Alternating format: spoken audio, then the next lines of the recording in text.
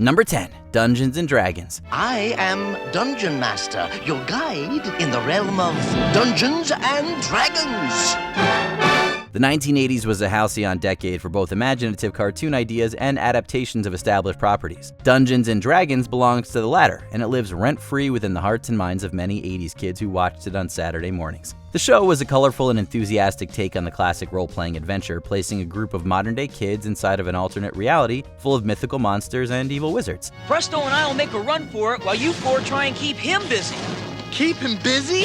What are we supposed to do? Tell him jokes? Sadly, the 3-season run of Dungeons & Dragons never received a proper ending, although an original script was adapted as an audio play for home video release. Additionally, the 2023 live-action D&D film featured a cameo by some of our favorite heroes, so at least they live on. Wait, is that us? Number 9. The Wuzzles. Here we are again. Another typically magnificent day in the land of Wuz. Sure, you've heard of the Care Bears and maybe even Disney's Adventures of the Gummy Bears, but do you remember the Wuzzles? This was the House of Mouse's first foray into televised animation, yet it only endured for a single season back in 1985. The titular Wuzzles were a hybrid amalgamations of 2 different animal species. This made for bright, frankly beautiful animation and a concept that was fun and fresh for 85. Well, that one was over easy. The Wuzzles didn't quite make it in America, but 80s kids in the UK seemed to take more to these cuddly creatures with a split personality. Still, this cartoon remains a minor but welcome footnote to Disney's animation history. Who needs showbiz with friends like you? Number 8. Centurions. Hey, did you know that legendary comic book icons Gil Kane and Jack Kirby worked on a cartoon show in 1986 called Centurions? No? Well, we can't say we're surprised since this show came and went faster than you can say bat shark repellent. Hand me down the shark repellent bat spray! Yet those who did see Centurions during its original run recall a program with square-jawed cybernetic superheroes with hyper-masculine names like Jake Rockwell and Ace McCloud. Ace the Skybolt, I need orbital interceptor.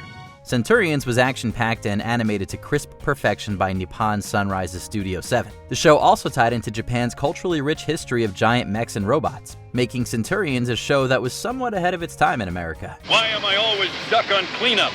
Number 7. Muppet Babies. The origins of the Muppet Babies franchise dates all the way back in 1984, specifically with a sequence filmed for the film The Muppets Take Manhattan.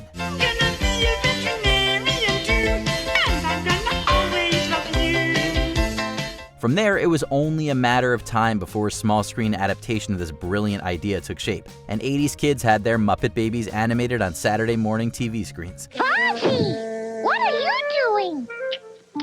I don't know, but I'm not eating cupcakes. The show lasted an impressive 8 seasons, although it's historically been an elusive property on physical media, thanks to the bulk of George Lucas and Steven Spielberg-related media that makes cameo appearances. Still, Muppet Babies never truly went away, and was even rebooted for Disney Junior in 2018. Muppet Babies, they'll do the same for you. Number 6. The Raccoons. This is the evergreen forest. Quiet, peaceful, serene. That is until Bert Raccoon wakes up.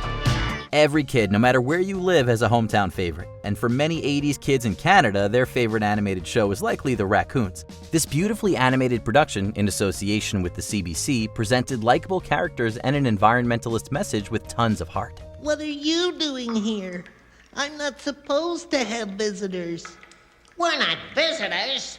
We're liberators! The Raccoons also possessed not one but 2 great theme songs. The opening song, with narrative introduction, was great, of course, but you know what we're here for, right? Run With Us by Lisa Lahid played over the show's closing credits, and it's the sort of 1980s earworm that sticks with you.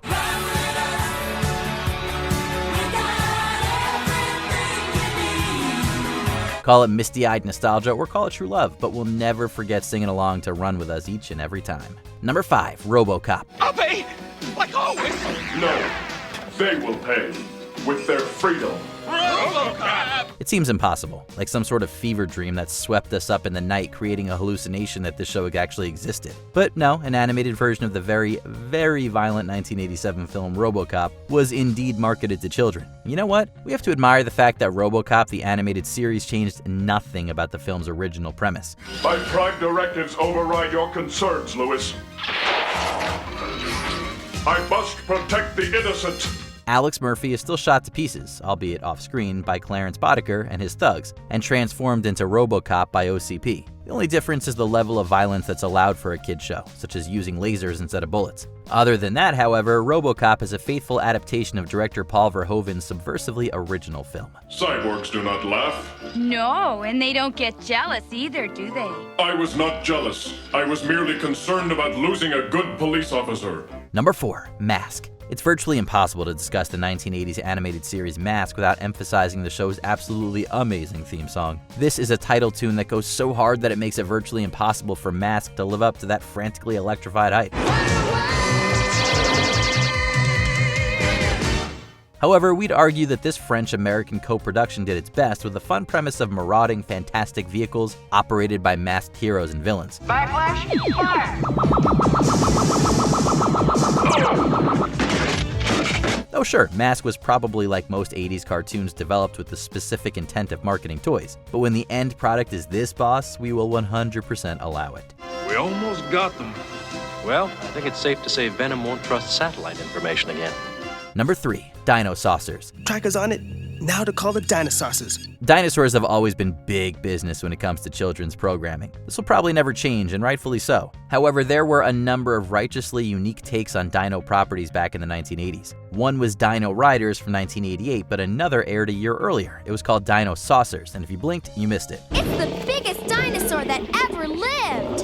And it looks like the maddest dinosaur that ever lived. This was a show with a bangin' synthesized title tune and an interesting premise. An intergalactic dinosaur battle with humans serving as go-between scouts in their war for dominance? What's not to like? We were all in for Dino Saucers, but sadly it only lasted a single season. Today, however, it enjoys a certain cult classic status, nostalgic appeal for those who remember. Maybe they'll give us a hand. Or a claw.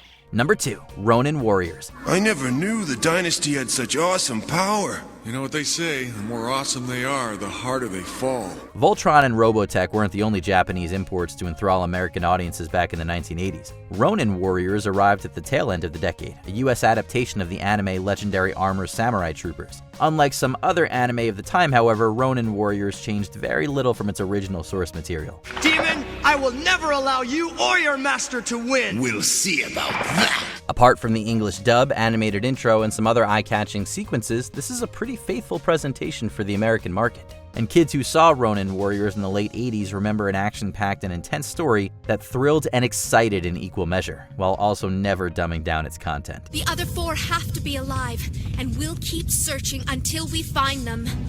Yeah? Yeah, you bet!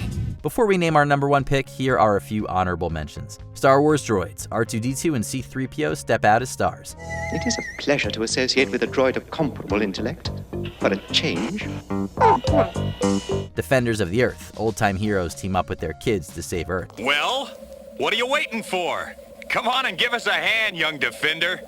All right! Silverhawks, part metal, part real heroes fight in space. The Silverhawks, the first super androids with the minds of men and the muscles of machines. Number 1, Danger Mouse. What's that? It's all right, Penfold.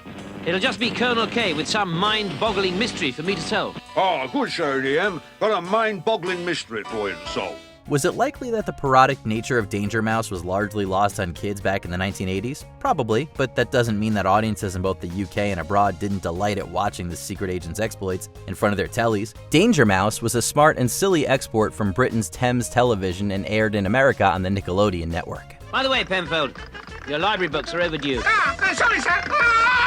The humor here was anarchic, intelligent, and brilliantly sarcastic, and Danger Mouse even managed to spawn a spin-off hit with one of its quirkiest side characters, Count Duckula. You know, I'm a very good juggler. Did you say jugular, sir? Oh, I do love a decent jugular. Maybe I could do all 3. Quite simply, there was no cartoon quite like Danger Mouse at the time, and we'll never forget how fun and energetic it felt watching this show as kids. Did you enjoy this video? Check out these other clips from Watch Mojo, and be sure to subscribe and ring the bell to be notified about our latest videos.